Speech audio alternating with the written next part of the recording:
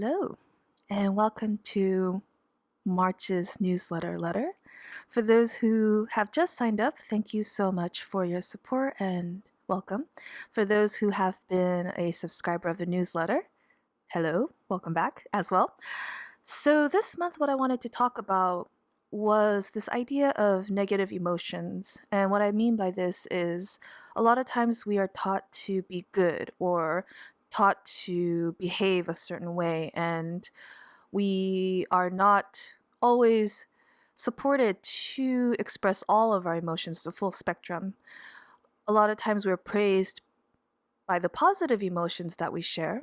Even that sometimes, depending on culture, depending on how we were raised, even that can be difficult, but that would be the more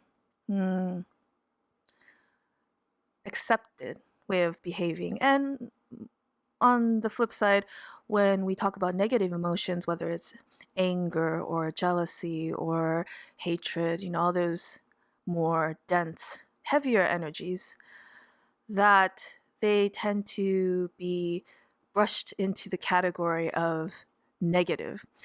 And this includes myself too, because I tend to not like to have conflict with people, and I try to be really mindful about the word choices and how I interact with others, and also because I personally feel very drained after any kind of interaction where there are these more heavier, denser, quote unquote negative energies. And so it sometimes is to the point where it's to my own detriment, where I have had to hold it in order to be able to be more level-headed in the conversation or in the situation. But this month, what was interesting was that I was listening to it's always a culmination of different things that I'm picking up all around me, and the thought of this negative emotion and what it really means stems from this conversation that I was listening to between a few people, and they were talking about how a lot of times anger in particular is shunned or thought to be not productive. But through their research and speaking with different people that were more timid or shy, they had used the energy of anger, not so much towards a person, but a situation, I believe, or there's maybe circumstances, and used it to propel them towards change, using that energy to help them to move past this subconscious barrier of, oh, am I not going to be able to do it? No, maybe I'm not good enough. And so it got me thinking, that's really interesting because anger and these more negative emotions actually have a lot of energy behind them. We can feel it a mile away when someone is angry. Even actually, some people probably who are really sensitive can probably feel it remotely. I know I can when someone's really, really angry. And so if you think about the energy as is, not putting a label on it, negative or positive, that there is something there to examine. And with all things in life, I've come to realize that whether it's good or bad, positive, negative, these dualities, that a lot of times it could just be based on our own perspectives or our own rules that we've set in our life. But if you look at it from the other person's perspective or the situation in a different light, you find that maybe it's actually not wrong, quote unquote, or bad in their point of view. So back to the idea of this anger. So what if anger, just for a certain period of time, is actually used as a vehicle to push someone through something that maybe they wouldn't have been able to overcome otherwise, or might have been more difficult for them to overcome? And this past month, there was a situation where I had to really dig deep and think about whether or not to share a very strong emotion of anger towards somebody, and but do it in a way that is not negative, or that's not really the right word, but do it in a way that is harmful or hurtful. But how can I project the energy of anger, the seriousness of what I'm feeling, but at the same time in a very compassionate way? Is that possible? And so when the situation first came up, I went to my default and tried to think of it in a different perspective, or think of it in their shoes, or, try to be more understanding. And so the execution of my emotions were more softer and gentler, but it didn't get through to them. And they took it very lightly and thought, oh, it's no big deal.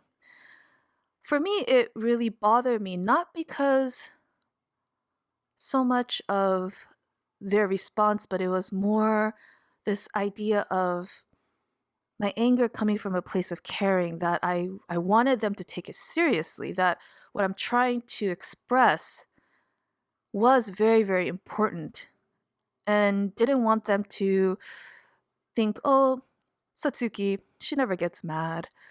It's okay. Or, she's very at peace, or all these labels that I think tend to come with being trying to, I'm not saying I am, but definitely trying to be more gentler and kind, and all the things that you would want to be, I think.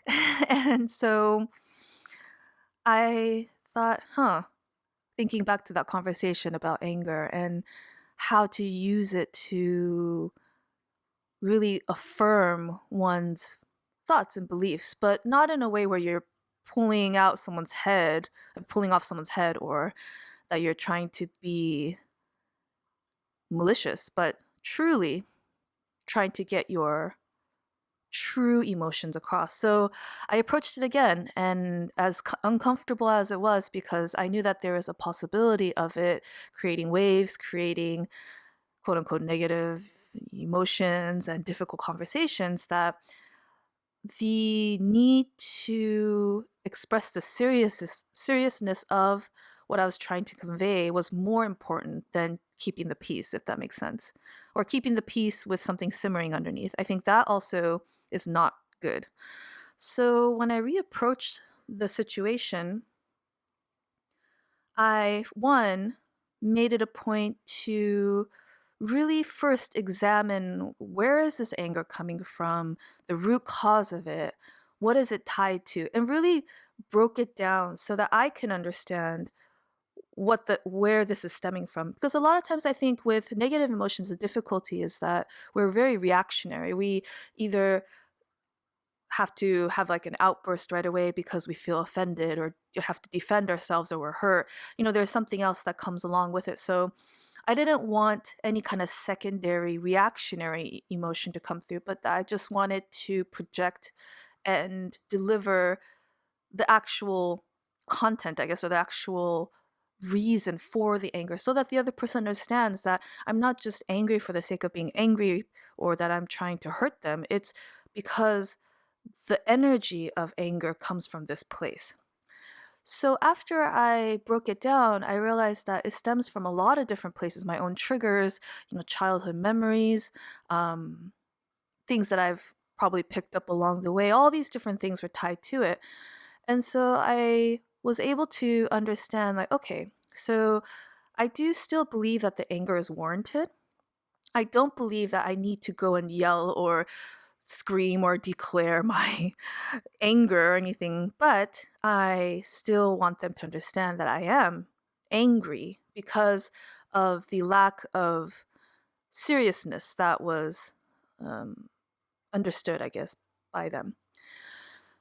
So when I reapproached it, one, I was very honest and said, I'm angry at you, and here are the reasons. And I tried not to attack in a way that would belittle or make them feel that I was being unfair, but I stated the facts and I stated why. So, for example, I was mad, or I am mad, because what I was trying to explain to you was very important to me because I was worried about your safety. And I want you to understand that the anger doesn't come from a place of trying to hurt you or say that you're wrong, but it comes from a place of sharing with you that I wanted you to take it seriously, but when you didn't, it made me feel as if you weren't fully understanding where I was coming from, and I needed you to understand that and know. Now, I still have to also understand that the other person might not accept it or might not even want to hear it. Of course, they always, the other person always has a choice to disregard if they want, but I felt a lot better being honest with myself and to harness that negative energy into a way that not necessarily is positive, but is truthful, authentic, honest. And I think that's really important in, especially when we're having to navigate more difficult emotions, not to brush it under the rug or say like, oh, that's negative, we shouldn't talk about that. No, because it'll inevitably sit and fester and it'll become something either deeper, more deeply ingrained in us, or we're going to approach it in a not so healthy way. So through this experience, it made me realize that, oh, and also the outcome was actually the person that I shared it with, they understood. And surprisingly, they weren't angry. I think they were definitely taken aback because I don't tend to get angry often unless it's something very serious. And so they understood the severity, the seriousness of what I was trying to share. And they said, thank you for being honest. And I think people, at the end of the day, people appreciate when they know that someone is being transparent. Of course, in a way that is not hysterical or crazy, but that they know that the conversation is still open. So for myself, even though I expressed this anger and where it came from, I also made it a point to say, I want to talk about it together. I want to hear your point of view. I want to know where you're coming from, what was not connecting with you, or maybe it was just my execution was wrong. Maybe what I could have done has been more clearer. So I tried to keep the communication open and let them know that, yes, I am angry about this particular situation. Doesn't mean I'm angry at you as a whole. It's just about that subject matter. So making that clear, I think, was also really important, even for myself too, so that I'm able to see the bigger picture and know that you can have moments of these harder, more difficult emotions towards someone. Doesn't mean that the whole entire person is completely negative or that you don't want anything to do with them. Maybe there are times like that, yes, but if it's someone that we truly care about, to be able to feel comfortable enough in our own skin. I think it starts with us, with all things, but that we are comfortable with ourselves enough to be able to break down our different emotions that we have in a way that is tangible, digestible, and that we're able to communicate to the other person so that they can hear it and understand what we're trying to express is coming from a place of caring and love. At the end of the day, that's what it comes down to, because if we didn't care about someone or if we didn't care about the situation, we wouldn't be angry. We wouldn't be jealous. We wouldn't even emotions of hatred. All these things stem from the fact that it's because of something that affects us. If not, we'd be indifferent.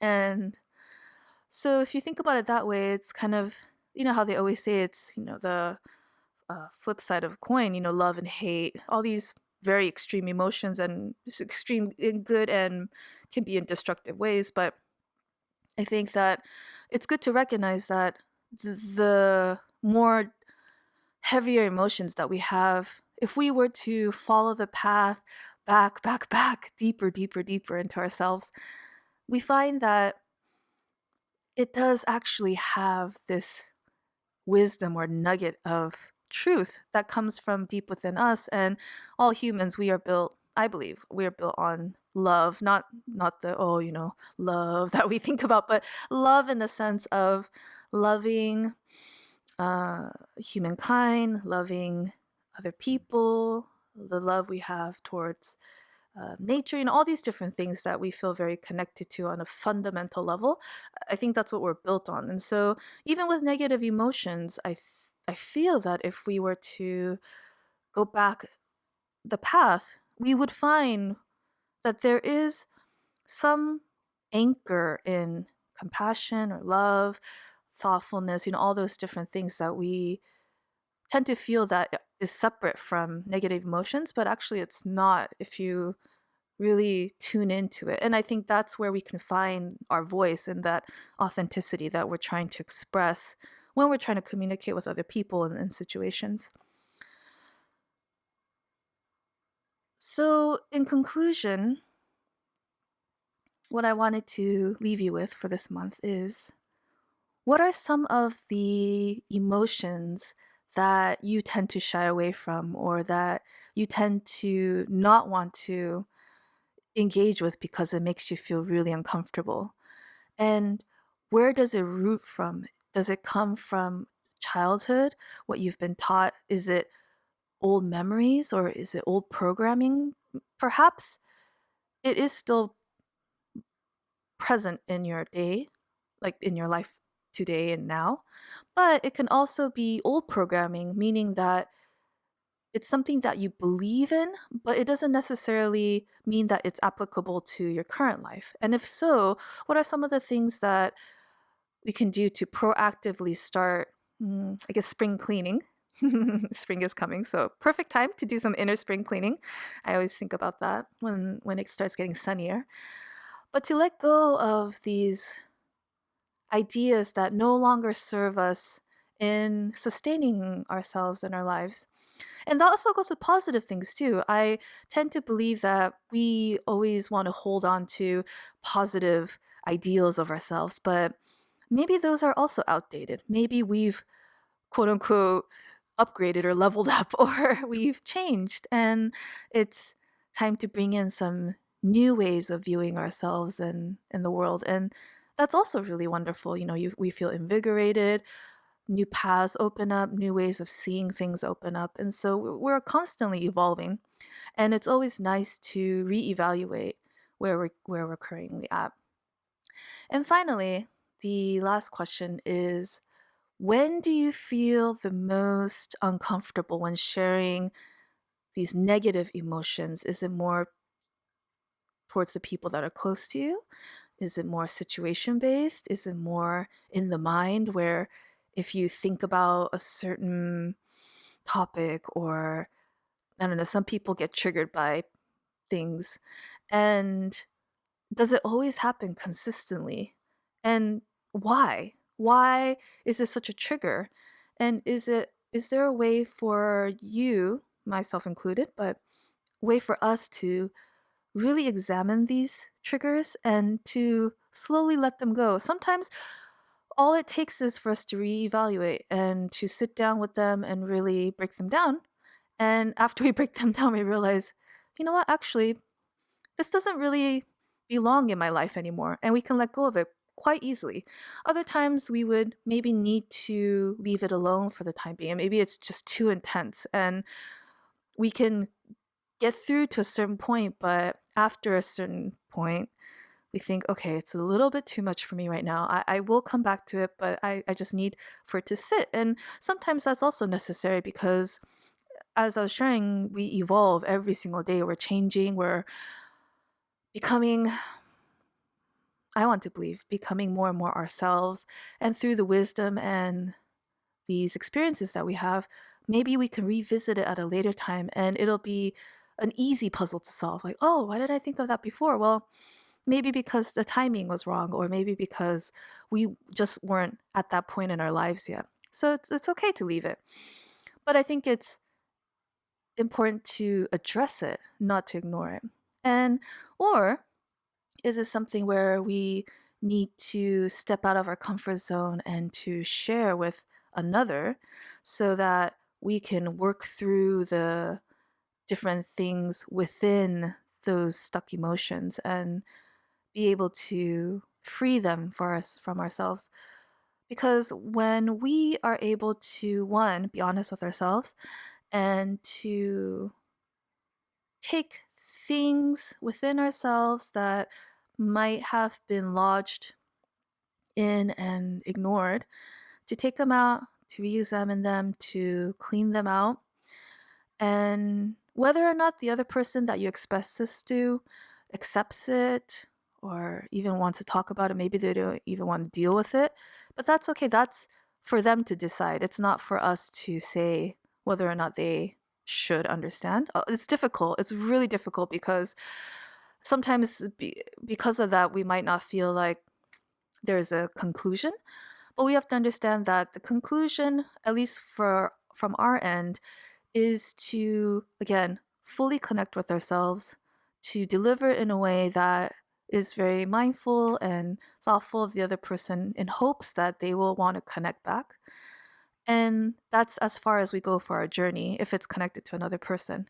I truly believe that from my own experience and what I've seen is so far it's been 100%, where if I'm 100% honest and open and authentic, as vulnerable and scary as that is, that the other person has been open to come meet me at that halfway point, the outcome could be totally different from what I had envisioned. And a lot of times it's better, but there is something to be said about putting ourselves in vulnerable positions. I think that that's why we root for the underdog, and that's why we cherish people who are, trying to make it in like a difficult life or difficult life circumstances, things like that. I think that there's something about this compassion that we feel naturally. And so when someone goes out on a limb and they're being genuine and there's no strings attached, there's no, I want something back, in return for my genuine gesture, but it's just purely because you really want to figure things out and connect, that the other person will come. And it might not be right away. It could take them a while to digest whatever they feel after you share with them your emotion. And that's okay. You give them the space and the time that they need.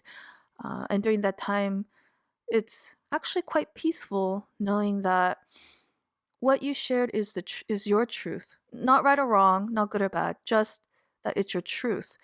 And being comfortable in that and knowing that whatever the person comes back with, that it'll be okay because there's nothing more that you can do except be yourself. And that's the powerful thing about being ourselves and being authentic and being vulnerable within this context is we can fully be free and relaxed and just breathe, which I think is beautiful. Still a daily not even daily, moment by moment experience for myself, but something that I definitely strive for. So hopefully this will be something that can be a part of your practice, spiritual practice or life practice, or maybe it'll trigger some thoughts in your head, which is always wonderful. I love it when people share with me their thoughts. But I was thinking what would be also interesting is if you, who are following the newsletter, if there's any questions that you ever want me to answer over this letter, I'd be more than happy to, and also to continue to have conversations. I always appreciate all the emails that I receive after these newsletters. I can't always reply back to all of them, but I definitely read each and every single one of them, and they really resonate with me. And I'm so grateful to be able to have a community to be a part of where, we're all sharing. I feel like we're all kind of sharing on a similar wavelength, even though we are going through different things in our lives. So thank you so very much for all the letters and messages that you send me. I am truly grateful. As always, thank you again for joining me for this month's newsletter. And next month, April, is going to be the last newsletter before I take a break to welcome our little one into this world. I'm now 8 months pregnant and getting very close to delivery date. So I'll be taking some time off to really regroup and connect with this new spirit. And I will be back, hopefully, I'm thinking in September, slowly, gently coming back into my studio practice and coming back to the newsletter. But between then, April and September, between that time of rest, I'm not going to disappear or anything. So if there's, anything that comes up, hopefully I'll be able to connect with you through one of the different channels that I have out there. I always love connecting with you all and appreciate you very much. Wishing you a wonderful month of March. Spring is here, and for those on the other side of the equator, fall is coming. It's a beautiful transition time, and it's a time of reflection and also a time to start moving into the more stronger months, whether it's winter or summer. Stronger meaning that it's very not transitory anymore. It's very much in the now, in that moment. So winter being hibernation, summer being a time of growth and expansion. So wishing you a wonderful March and looking forward to connecting with you again in April. Thank you so very much. Bye.